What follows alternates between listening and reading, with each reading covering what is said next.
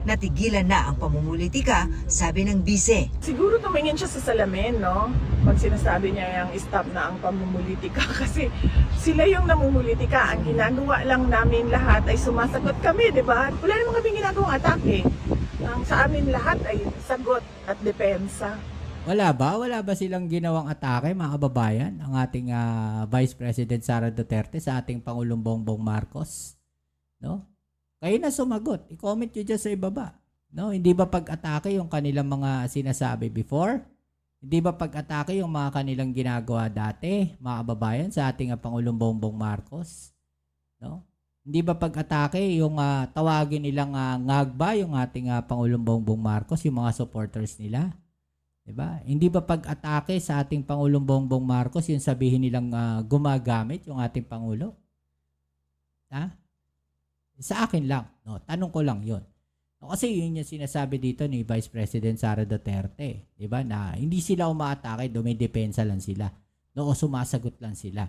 No? At yung usaping pamumulitika, well, sino ba yung nagsasabi noon? Noon pa. No? Na pag-upo pa lang ng ating Pangulong Bongbong Marcos, bukang bibig na kaagad.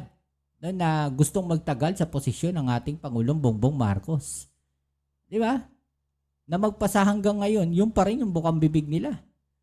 Diba? Kung sa pamumulitika lang, mga kababayan, yung mga supporters nila, ang talaga namang sobrang mamulitika. Di ba?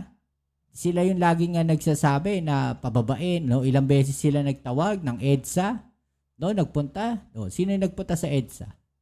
Di ba? Si Atty. Harry Roque, kilalang supporters nila. Nagtawag ng ano? Di ba? Nagtatawag sila ng people power. Di ba, mga kababayan? Nagtatawag sila ng EDSA Revolution. Sino yung namumulitika? O kahit sabihin natin hindi mismo itong si VP Sara Duterte o hindi mismo yung mga Duterte. Yung mga supporters nila ang namumulitika. Di ba? Bakit nila ginagawa yun? Yan tanong dyan eh. Di ba? O, balikan natin yung sinabi niya dito, mga kababayan. Sagot kami, di ba? Wala naman kami namumulitika. Ang ginagawa lang namin lahat kasi sila yung namumulitika. Ang ginagawa lang namin lahat ay sumasagot kami, di ba? Wala naman kami ginagawang atake. Ang sa amin lahat ay sagot at depensa. So, silang tumigil.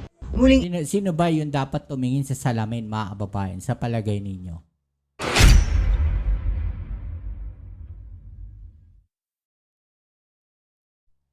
Hey, what's up? Welcome back dito sa ating channel dito sa Mobs TV.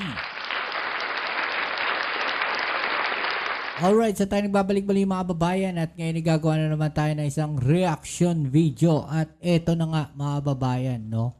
Ang gastos po, no, sa mga saksi para po diyan sa kaso sa ICC mga kababayan, no, ay nagreklamo po, no, ang ating VP Sara Duterte o inalmahan po niya, no, yung mga gastos mga kababayan.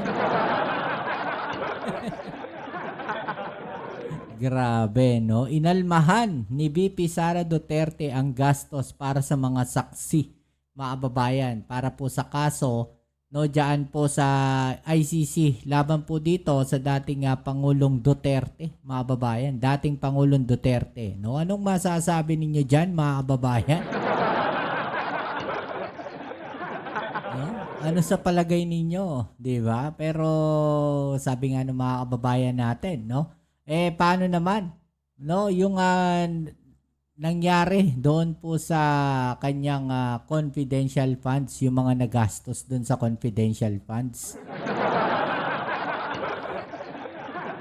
No, hindi hamak na sabi nga nila malaking halaga yung nawala doon sa confidential funds na yan, mga kababayan.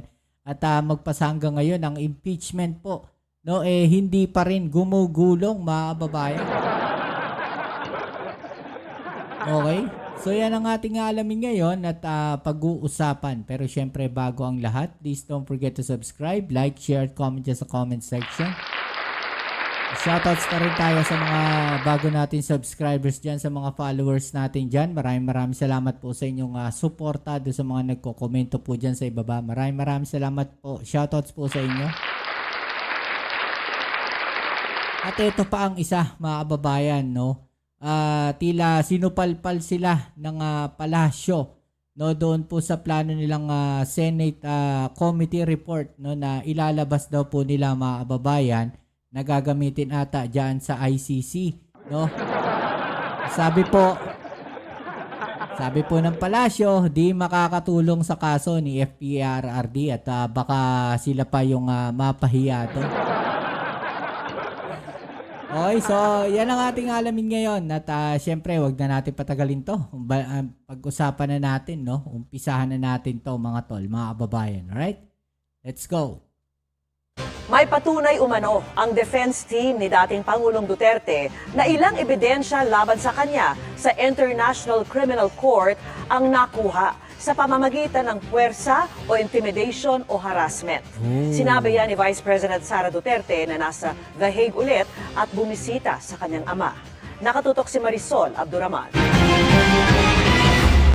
So parang sinasabi dito mga kababayan na yung ibang ebidensya, no, nagagamitin laban dito sa dating Pangulong Duterte, no, nakuha ng puwersahan mga kababayan. Ito naisip ko lang, no, matapos nga po yung sabihin na yon. So parang may mga ebidensya talaga, no, laban dito sa dating Pangulong Duterte, no, at kung sinasabi nitong si VP Sara Duterte, no, na may mga ebidensya na parang puwersahang nakuha o intimidation, no, so ibig sabihin may mga ebidensya talaga, 'di ba? Laban dito sa dating Pangulong Duterte at yung po nakuha, no, ng prosecution. Okay, so para mas maliwanagan tayo diyan mga kababayan, ito na yung balita. Una, sinasabi nila walang ebidensya, pero meron sila ngayong witnesses na kaya naman nila palabayaran yung pagbabiyahe. Ito ang reaksyon ni Vice President Sara Duterte sa pagtulong ng gobyerno sa gastusin ng mga saksing haharap sa International Criminal Court laban sa amang si dating Pangulong Rodrigo Duterte. Hinihinga namin ang reaksyon si Justice Secretary Jesus Crispin Remulla, pero bagaman dati na niyang nilinaw na ang ibibigay lamang ng gobyerno ay yung para sa seguridad ng mga saksi at hindi ang pagbiyahe patungo sa The Hague. Tinanong din ng bise hinggil sa sinabi ni Justice Secretary Remulla. Okay, so kung sinasabi ng ating Vice President Sara Duterte na yung gastos para sa mga saksi ay bibigyan o susuportahan, no, ng ating gobyerno. Sana pagka may mga ganyang akusasyon mga kababayan, no, ito, no, para sa akin lang kung may mga ganyang akusasyon itong si VP Sara Duterte, no, kagaya niyan, sasabihin nga niya, no, na yung gastos para sa mga saksi gagastusan ng gobyerno, no, parang tulong, no, doon sa mga saksi o doon sa mga magiging testigo, no, sa mga witnesses laban po dito kay dating Pangulong Duterte, no. Sana maglabas siya ng dokumento, no, na eto may dokumento ako, no, na nagsasabing tutulungan ng gobyerno, bibigyan ng gobyerno, no, ng financial support yung mga yan, no, yung mga witnesses na yan. Dapat ganon, no, para mas mas matibay, no, yung kanyang sinasabi. Whereas kung ganito lang, no, na puro verbal lang mga kababayan, mag-iisip talaga yung sambayan ng Pilipino. 'Di ba? Totoo ba 'yan? No? Totoo ba 'yan? Bakit ganon? Bakit ganyan? 'Di ba? So mas maganda, no, na kung meron siya mga sasabihin na ganyan, maglabas siya, no, ng ebidensya. 'Di ba, mga kababayan? Mas maganda, no, na may mga ebidensya kasi napapansin natin, marami po silang mga akusasyon sa gobyerno, mga kababayan. Pero lack po sila, no, ng mga ebidensya. No, puro puro kumbaga sabi nga nila, puro salita lang, puro verbal lang yung kanilang mga binibitawan. Pero yung evidence, no, wala silang ipinipresenta, wala silang ipinapakita. Na malaking hamon ang kaso. Sa dati ring sinabi ni Remulla tungkol sa mga ebidensya laban sa dating Pangulo. Kaya nga umabot sa ICC ito Kasi dito, binura na lahat ng pwedeng burahin para hindi matuloy yung mga kaso. Ang komento dito ng bise. Gawa-gawa talaga na ebidensya. At yung ibang ebidensya nila, meron din tayong ebidensya na kinuha yon by force or intimidation or harassment of individuals. So, makikita din natin yun soon, very soon. Okay, so sinasabi dito ni VP Sara Duterte na may mga ebidensyang kinuha by force or intimidation or harassment, mga babayan. So ibig sabihin, may mga ebidensya talaga kasi may nakuha eh. 'Di ba? At kung yan man ay sinasabi nila na by force or intimidation or harassment, mga babayan, nakuha yung mga ebidensya na yan. So, may ebidensyang nakuha. Okay? Kahit pa sabihin natin nakuha yan by force or intimidation or harassment, naibigay pa rin o may ebidensya pa rin, mga babayan. Diba? So, yun yung malinaw doon. May ebidensya doon na nakuha laban sa dating Pangulong Duterte. Okay? So, kung ang sinasabi dito ni VP Sara Duterte na nakuha yung mga yon by force or intimidation or harassment, no, iharap nila yung mga tao na yon, no, na nagbigay ng ebidensya na yon, na nakuha na ng mga ebidensya na yon, at ipaliwanag niya, no, kung ano ang mga ebidensya na yon na nakuha sa kanya. 'Di ba, mga kababayan? Kasi malinaw na may ebidensyang nakuha eh. Kahit pa sabihin natin nakuha yan by force or intimidation or harassment, may mga nakuhang ebidensya laban sa dating Pangulong Duterte. Mula doon sa mga tao na yon. 'Di ba? Ganong kalinaw na may mga ebidensya. 'Di ba? Yun lang yung nababasa natin dito sa balita na 'to, mga kababayan. 'Di ba? So yun din dapat ipaliwanag nila, no? Kung ano ba yung mga ebidensyang nakuha na yon. Yun yung dapat sagutin nila. 'Di ba, mga kababayan? Same thing doon na diyan po sa impeachment trial ni VP Sara Duterte. No, kung sinasabi niya na handa siyang harapin, no, yung impeachment na 'yan, bakit hindi niya sabihan yung mga senador, no, na ituloy niyo na yung impeachment na 'yan para matapos na 'yan, no? Doon sa mga senador sa PDP laban, no, wag niyo nang harangin, wag niyo nang i-try na i-dismiss. Hayaan niyo na ituloy 'yan. 'Di ba? Para magkaalaman na, no? Para malaman natin kung ano ba, guilty or not guilty, para malinis ko yung pangalan ko, 'di ba? Ganun yung sabi niya eh.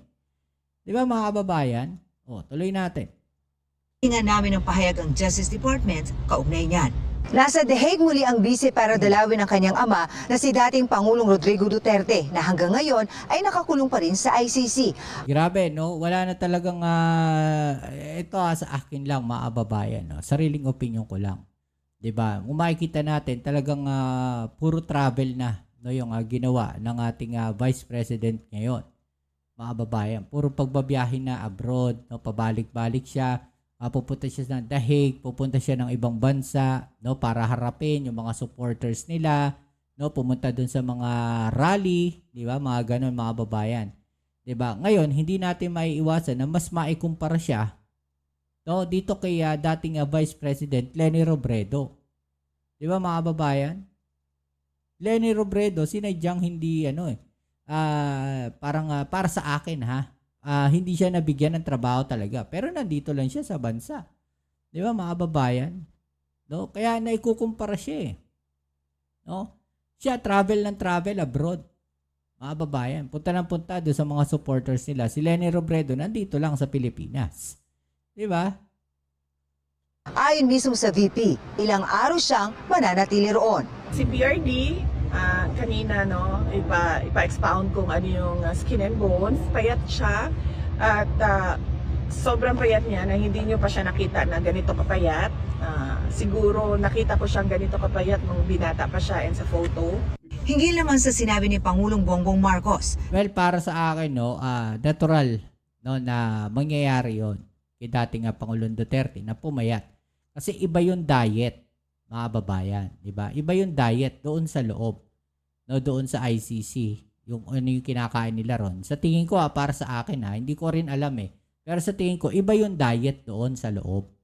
No, kaya siguro hindi nagma-match, no, doon sa diet ng dating Pangulong Duterte. Kaya ang tendency, no, papayat talaga siya, 'di ba? Pero not to the extent na talagang yun nakikita na yung parang nai-imagine ninyo na butot balat talaga, no? Hindi naman siguro ganun kapayat No, pumayat. Oo, malaki yung ipinayat. Pero wag naman yung to the extreme na butot balat. Yung parang gusto nilang ganun. No, yung i-emphasize sa sambayan ng Pilipino. Diba? Hindi naman siguro ganun. Kasi kung ganun na siya kapayat, mga kababayan, abay, hindi naman pababayaan ng medical team ng ICC na pumayat siya ng ganun todo-todo. Diba? Natigilan na ang pamumulitika, sabi ng bise. Siguro tumingin siya sa salamin, no? Pag sinasabi niya yung stop na ang pamumulitika kasi sila yung namumulitika. Ang ginagawa lang namin lahat ay sumasagot kami, di ba? Wala naman kami ginagawang atake. Ang sa amin lahat ay sagot at depensa. Wala ba silang ginawang atake, mga kababayan, ang ating Vice President Sara Duterte sa ating Pangulong Bongbong Marcos? No? Kayo na sumagot. I-comment nyo dyan sa ibaba. No? Hindi ba pag-atake yung kanilang mga sinasabi before? Hindi ba pag-atake yung mga kanilang ginagawa dati, mga kababayan, sa ating Pangulong Bongbong Marcos? No? Hindi ba pag-atake yung tawagin nilang ngagba yung ating Pangulong Bongbong Marcos, yung mga supporters nila? Diba? Hindi ba pag-atake sa ating Pangulong Bongbong Marcos yung sabihin nilang gumagamit yung ating Pangulo? Ha? Sa akin lang. No? Tanong ko lang yun. No, kasi yun yung sinasabi dito ni Vice President Sara Duterte. Diba? Na hindi sila umaatake, dumidepensa lang sila. No? O sumasagot lang sila. No? At yung usaping pamumulitika, well, sino ba yung nagsasabi noon? Noon pa. No, na pag-upo pa lang ng ating Pangulong Bongbong Marcos, bukang bibig na kaagad, no, na gustong magtagal sa posisyon ng ating Pangulong Bongbong Marcos. Di ba? Na magpasa hanggang ngayon, yung pa rin yung bukang bibig nila. Diba? Kung sa pamumulitika lang, mga kababayan, yung mga supporters nila, ang talaga namang sobrang mamulitika. Di ba? Sila yung laging nagsasabi na pababain, no? Ilang beses sila nagtawag ng EDSA. No, nagpunta. No, sino yung nagpunta sa EDSA? Diba? Si Atty. Harry Roque, kilalang supporters nila. Nagtawag ng ano? Diba? Nagtatawag sila ng people power. Diba, mga kababayan? Nagtatawag sila ng EDSA Revolution. Sino yung namumulitika? O kahit sabihin natin hindi mismo nga itong si VP Sara Duterte o hindi mismo yung mga Duterte. Yung mga supporters nila ang namumulitika. Diba? Bakit nila ginagawa yun? Yan tanong dyan eh. Diba? O, balikan natin yung sinabi niya dito, mga kababayan. Sagot kami, di ba? Wala naman kami namumulitika. Ang ginagawa lang namin lahat kasi sila yung namumulitika. Ang ginagawa lang namin lahat ay sumasagot kami, di ba? Wala naman kami ginagawang atake. Ang sa amin Wala lahat daw. ay sagot at depensa. So, silang tumigil. Muling Sino ba yung dapat tumingin sa salamin, mga kababayan, sa palagay ninyo? iginiit ng Malacanang na wala silang kinalaman sa impeachment case laban sa bise. Tugon naman ng palasyo sa balak ng defense team ng dating Pangulo na isumiti sa ICC ang report ng Senate Committee on Foreign Relations na nalabag umano ang karapatan ng dating Pangulo nang siya ay arestuhin. Baka maging negatibo pa po sa kanila. Kung makikita po siguro ang pag-iimbestiga doon at makikita kung paano ito ginawa, siguro hindi naman po bulag ang ICC judges para makita kung ano ba talaga yung maaaring naging katotohanan dito. Para Alright, so yan, ito yung karugtong yan, mga kababayan. Okay, so tuloy natin yung sinabi ni Yusek Claire Castro. Sa kanila. Kung makikita po siguro ang pag-iimbestiga doon at makikita kung paano ito ginawa, siguro hindi naman po bulag ang ICC judges para makita kung ano ba talaga yung maaaring naging katotohanan dito. Sa halip na makatulong, maaaring magdulot pa ng negatibong resulta kung gagamitin ng kampo ni dating Pangulong Rodrigo Duterte ang findings ng nakasaad sa Senate Committee Report. Ito ang paniwala ng Malacanang sa ulat na planong gamitin ni Atty. Nicholas Kaufman, ang lead counsel ni dating Pangulong Duterte, ang findings ng Senate Committee on Foreign Relations para mapagbigyan ang hiling nitong interim release. Sa naturang report ng komite na pinamumunuan ni Senator Amy Marcos, mapatutunayan umano na ang pag-aresto ay iligal.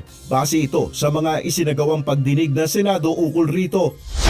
Payo ni Palace Press Officer Yusek Claire Castro, mas mabuting tumutok na lamang ang defense team ni dating Pangulong Duterte kung papaano didepensahan ang dating Pangulo sa mga aligasyong may kaugnayan sa war on drugs. Yes, for the fees, he has allegedly been demanding from his client, former President Rodrigo Duterte. He should do better than that. He should concentrate on his defenses. He should concentrate on the allegations and admissions of the former president of his killings, and that he ordered the killings of some people in relation to war on drugs. Ukol naman sa estado ng kalusugan ng dating Pangulo, sinabi ng Malacanang na wala namang dapat ipag-alala sa ngayon base na rin sa kanilang nadinig na pahayag ni Vice President Sara Duterte na nasa The Hague. Para sa akin lang ha, he looks good na payat siya kesa sa yung ano siya, malaki ang tiyan, tapos parang unhealthy tingnan at mukhang nakakatakot para sa kanyang heart. So, I like him this way, medyo slim. Sa ngayon po, dahil mismo ang pamilya niya nagsabi na okay po ang Pangulo, ang kailangan na lang po siguro niya ay exercise. Nel Maribuho. Oh, 'di ba mga babayan? No, 'yun yung sinasabi ko. No, na yung pagpayat ng dating Pangulong Duterte, wag naman nilang i-exaggerate na sabihin natin butot palat mga babayan. Pero wag naman sobrang exaggerated na kung palabasin nila talagang parang malnourished yung dating. 'Di ba? Ultimo si BP Sara na nagsabi no, na healthy yung ating dating Pangulong Duterte. Pero payat siya, slim, no, yung dating. No, pero hindi wag naman ni-exaggerate no yung butot balat. 'Di ba?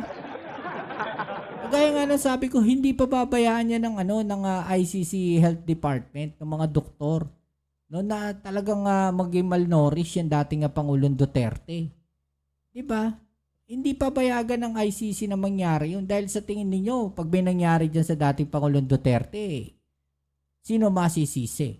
'Di ba? Yung ICC rin, mga babayan. 'Di ba? Dahil hindi nila iningatan, hindi nila inalagaan, no? Ang dating Pangulong Duterte. No, kasalanan nila 'yon, 'di ba? Oh, so ano masasabi niyo diyan, mga babayan? I-comment na lang sa ibaba niyo mga opinion at atin yung pag-usapan, alright? So yan muli, maraming salamat sa lahat ng mga patuloy na nakasuporta dito sa ating channel. Kita-kits tayo uli sa ating next video upload. Maraming salamat sa lahat ng sumusuporta na sa mga video uploads natin. Alright, ito muli ang inyong Kuya Mobs sa Mobs TV. Peace. I'm out.